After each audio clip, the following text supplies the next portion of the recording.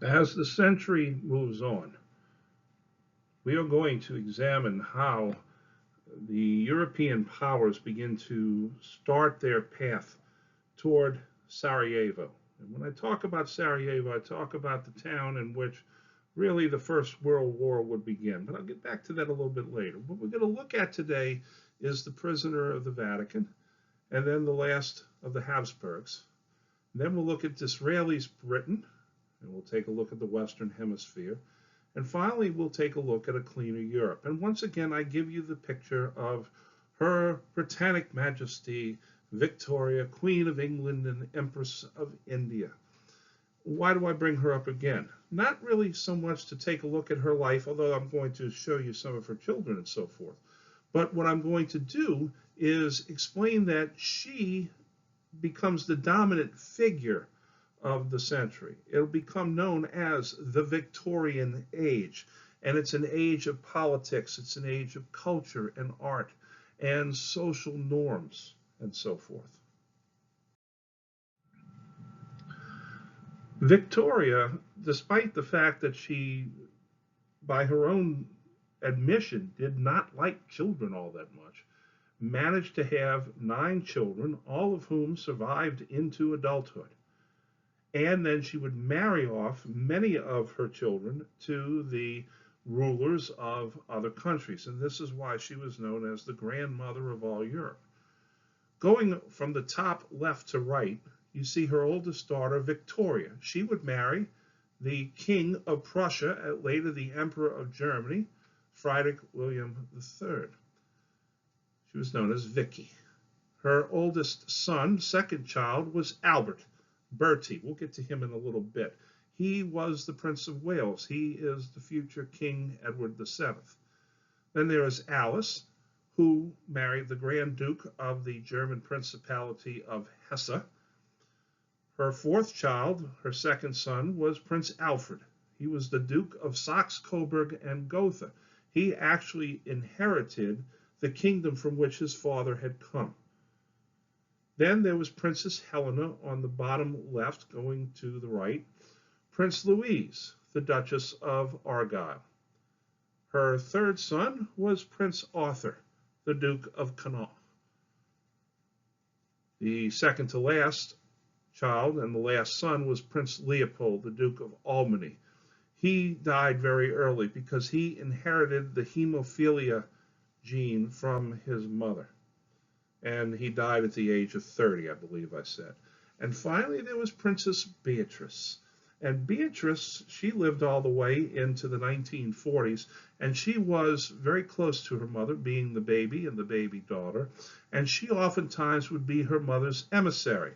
And Beatrice would go around visiting the various rulers of Europe and saying, for instance, to Kaiser Wilhelm, Willie, Grandmama is very upset with you. Everybody feared Prince Beatrice when she came by. This is a photograph of the Queen, Prince Albert standing, and their 9 children. The Prince of Wales is standing right next to his father. Albert had designed a very strict, rigorous education regimen for his son, Albert, in order to prepare him to become King of England. In some ways, they were very close. In other ways, little Bertie would rebel against his father, and he would rebel in some rather socially awkward ways. Let's turn our attention to Italy and look at the man who would call himself later the prisoner of the Vatican. The climax of Risorgimento, the resurgence of Italy, was a war in 1859 between France, Austria, and the Piedmont. The Piedmont is northern Italy. Piedmont means any region that's right up against the mountains, in this case, the Alps. What happened was that Giuseppe Mazzini and Giuseppe Garibaldi united the kingdom of the Piedmont under the House of Savoy and managed to unite the entire Italian peninsula. In order to do this, they needed to take away the papal states, which had belonged to the Pope since the time of Charlemagne. The man who was Pope at this particular time was Pope Pius IX. known as Pio IX. He was the last ruler of the Papal States. He would convene later the First Vatican Council. It is he who would eventually establish papal infallibility. Pio IX started out very liberal, but became very conservative later on. He is nonetheless regarded as the first modern pope. He was extremely conservative politically, but he was a religious liberal. In other words, he applied religion very liberally to people and accepted a great deal of modernization within religion. Nonetheless, when he finally died in 1878, having been the longest ruling pope in the history of the papacy, he was so unpopular that when the casket was being carried across a bridge over the Tiber River, students attacked the caravan and threw his casket into the Tiber River. Now, of course, they fished it out and then buried him in St. Peter's Basilica. What Pius did, though, is that he declared himself a prisoner of the Vatican. Many people felt that when Italy was reunified, that the Pope would go into exile, maybe flee into Liechtenstein or even Austria. But instead, the Pope shut himself inside the Vatican palaces and declared himself the prisoner of the Vatican. Mazzini was the political visionary for Italy, but it was Garibaldi that brought this vision to reality. Giuseppe Garibaldi was an Italian patriot who was born in 1807. He is a modern revolutionary and a mercenary. He was a member of the Carbonari, and so as a result of that, he was exiled from Italy. So he became a mercenary in South America, hence his outfit in the photo. He lived for a time in North America on Staten Island, making candles incognito. Later, when the American Civil War broke out, he volunteered himself to Abraham Lincoln. Lincoln wanted him as a major general. Garibaldi replied that he wanted to become commander-in-chief of the Union Army and wanted slavery abolished. Lincoln politely declined at the time. Now, Garibaldi and Mazzini worked together, but Mazzini wanted an Italian republic. Garibaldi wanted a united Italy, whether it be a republic or a kingdom. He defended Rome from the French in 1849. He tried to take Rome in 1862, but he was defeated. But he finally took Rome in 1870 when the French troops were recalled during the Franco-Prussian War. With the annexation of Rome, this is when Pius IX declared himself to be a prisoner of the Vatican. Italy, under Garibaldi and Mazzini, now became a unified state under their kings, the Victor Emmanuels of the House of Savoy. But the Pope did not recognize the Kingdom of Italy as being legitimate. As for the Kingdom of Italy, they essentially ignored the Pope. They passed a law that the Pope was to be left alone and to be ignored. The question of the status of the Pope and the status of the Vatican would be a problem for Italy for 50 years. It would not be until a man by the name of Mussolini came along that the issue of Vatican City and the Italian state would be finally reconciled. Now, this map shows the Kingdom of Piedmont, Sardinia in the deep purple, and then the rest of the Italian state coming together under Garibaldi. And here you see the march of Garibaldi's brown shirts. There, of course, is the city of Rome, which was the last to fall to the Italian state. We turn our attention now to the last of the Habsburgs, that is, Emperor Franz Joseph, whom I mentioned earlier. He ascended the Austrian throne amidst the great revolutions in 1848, in which his uncle stepped down in favor of him. He was considered to be the unluckiest man in Europe. His younger brother Maximilian was installed by the French as Emperor of Mexico, only to be captured and executed 5 years later when the French left in 1866-67. Franz Joseph's son, Crown Prince Rudolph, was mentally ill, and killed himself and his 17-year-old mistress in a suicide pact. The crown prince blew so much of his own head off with his revolver that the funeral directors had to make a wax cast of the side of his face. His wife, Empress Elizabeth, was stabbed to death in her carriage by an Italian anarchist. 1 year later, the President of the United States would also be shot to death by an anarchist, William McKinley. Then, his heir and nephew, Archduke Franz Ferdinand, would be assassinated in 1914, but we're going to get to that a little bit later. Franz Joseph also suffered the humiliation of defeat by Prussia and Bismarck in 1866, and this removed Austria as the preeminent German power. The great Habsburg Empire was now the second-tier Habsburg Empire. Franz Joseph was a very hard-working emperor. He was very attentive to his duties. He got up very early morning for a walk and then worked diligently at his desk until well into the evening. Despite that hard work and dedication, he was autocratic. He was very resistant to change. He had also inherited a multinational empire that was on the verge of coming apart at the seams. And the biggest ethnic group in his empire that were coming apart were the Slavs, who were now agitating for pan-Slavism. That is the transnational loyalty of all the ethnic Slavs. Remember, the Austrians are German-speaking people. The Slavs speak their various Slavic dialects. And the dissatisfied Slavic groups in Austria now looked to Russia. And Russia was no longer an ally of Austria because of the Crimean War. And the chief leaders of the pan-Slavic movement in the Austrian Empire were the Serbs.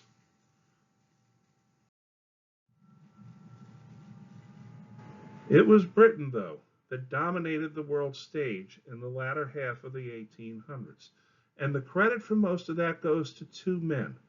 The first, Benjamin Disraeli, the first Earl of Beaconsfield, and the only man of Jewish birth to sit in the chair of the British Prime Minister, although he had converted to Anglicanism as a young boy. His father had done it for him. He was the chief of the Conservative Party and made it so that the Tories became identified with the glory of Britain and the Empire.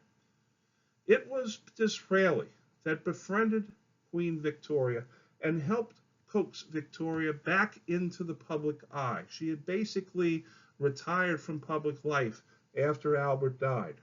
Disraeli, with his charm and his wit, helped bring her back into the public and restored the affection that many Brits had for the crown. He positioned Britain in contrast to the continental powers and made it an imperial power. However, his wars in South Africa and a place called Afghanistan undermined his public support. Disraeli embraced realpolitik and frequently clashed with his arch nemesis in the Liberal Party, William Ewart Gladstone, who was a follower of Sir Robert Peel and who modernized the political campaign. Gladstone would become the oldest man to serve as prime minister and the only man to serve 4 terms as prime minister.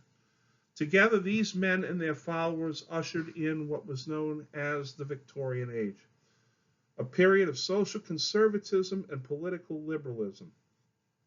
The Victorian Age is marked by a revival of Gothic architecture, such as in the Houses of Parliament.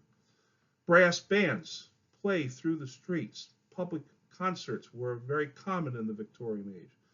There were advances in science and technology that now thrust the world toward a new century. This was especially felt in medicine, as the development of anesthetics helped with surgical procedures and essentially created the practice of dentistry. The Victorian Age is known for its social conservatism, its conservative social mores, people being very proper, dressing very proper. Yet this was a veneer. Behind that veneer was some serious decadence going on. But the Victorian Age is best reflected in a number of works of literature, the epitome of which is Around the World in 80 Days by the visionary Frenchman Jules Verne, who told the tale of the time-obsessed Phileas Fogg and his French valet Passepartout as they traveled around the world to see if it could be done in 80 days. You get to see all aspects of the new technology, hot air balloons, the train, the steamship.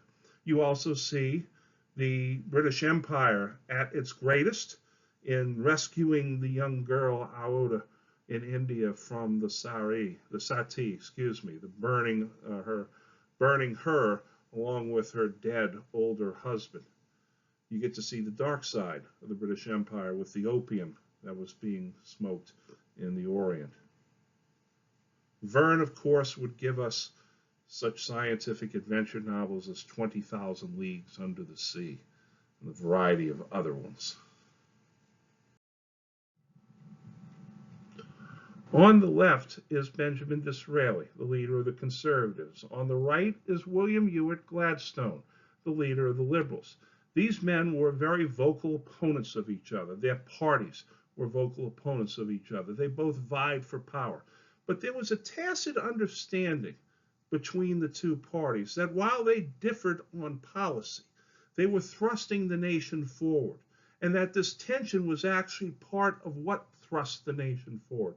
And so each party would take turns, essentially, running the country for a time. Disraeli would rule for a time with the Conservatives, and then Gladstone and the Liberals would rule for a time over Britain.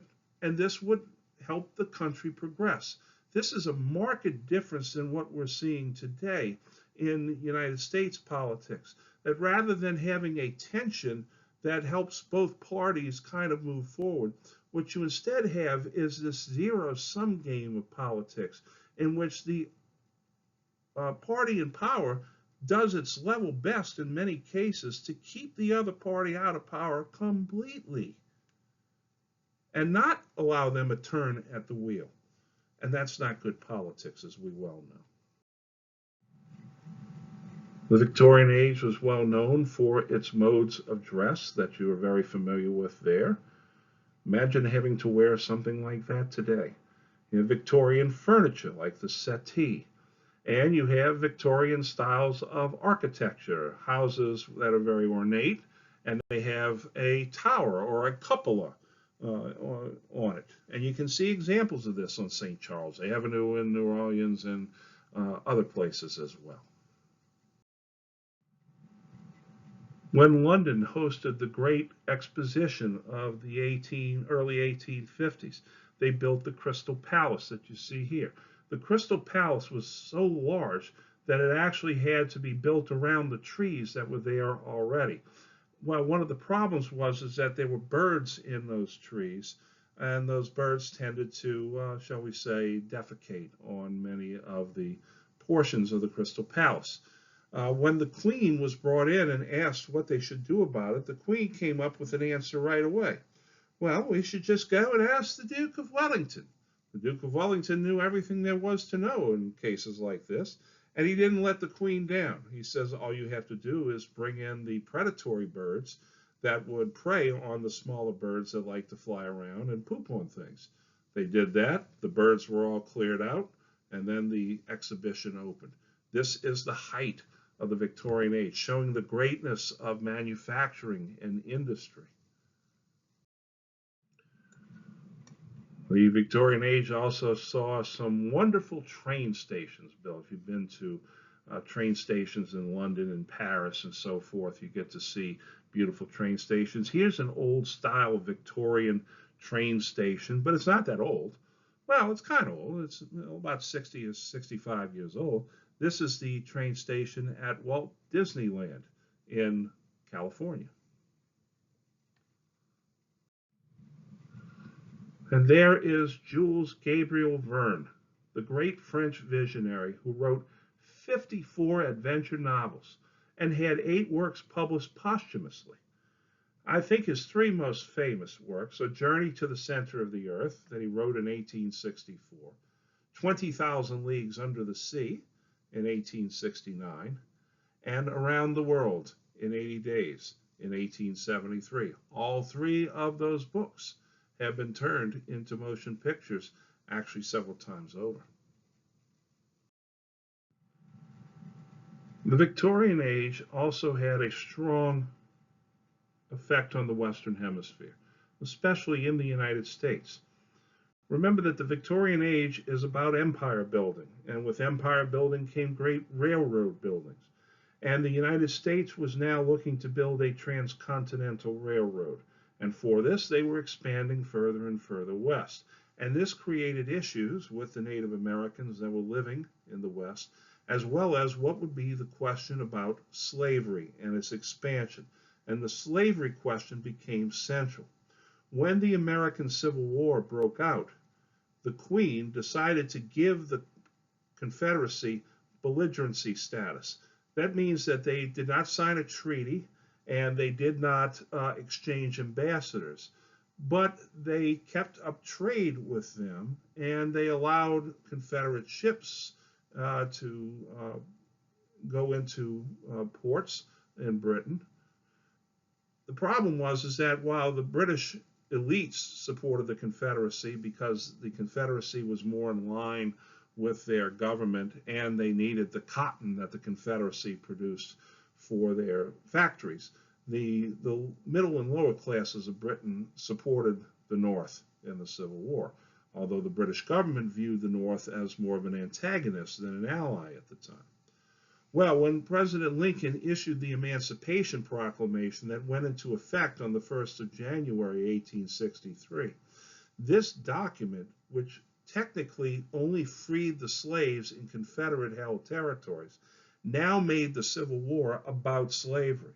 And what this did is it kept both Britain and France out of the war because Britain and France did not want to risk their prestige fighting for a regime that still allowed slavery. During Reconstruction, that is, after the Civil War came to an end, Britain and the United States had to sign a new treaty, and Britain had to agree that it had violated its prior treaty with the United States by giving the Confederacy belligerency status. Now, north of the United States was Canada, and several times Canada was being seen as a possible place for American expansion. What the British did with Canada is that it granted Canada self-government on July the 1st, 1867. And so July the 1st is known as Canada Day. It's there July the 4th. To the south of the United States was Mexico. Mexico defeated the attempts by Napoleon III to establish Maximilian on the throne. Maximilian, of course, being Franz Joseph's younger brother. And as I said, unfortunately for Maximilian, he was captured and then executed by firing squad, and then his body was sent back to be buried in Austria. And there is the younger brother of Franz Joseph, Maximilian, who had every opportunity to leave Mexico when the French did, but in really an unrealistic expectation, he believed that he had enough support in Mexico to hold on to his throne. He was wrong, and he caught the end of a firing squad because of that. As I said, the Victorian age is an age of great scientific technology, technological innovations, and urban renewal. The cities of Britain and Europe and the Western Hemisphere were becoming very crumbled. Therefore, urban renewal programs took place, better street paving, better sewage systems. Personal hygiene improved among the middle and lower classes. Institutions started requiring professional knowledge and credentials rather than simply inheriting or buying the office. For instance, if you wanted to be on a levee board, you had to know something about engineering. Nation building required better and increased education in these nations. This is the age of Louis Pasteur. Louis Pasteur is the one who put forth the germ theory of disease. And he said that if we heat liquids enough to kill the germs in there, we'll make it better for people to drink. And so we have pasteurized milk, pasteurized wine. And then there's Joseph Lister, as in Listerine, He applied Pasteur's theories to medicine. He developed antiseptics to kill the germs. And rather than using heat through pasteurization, you create alcohol and antiseptics that will kill the germs.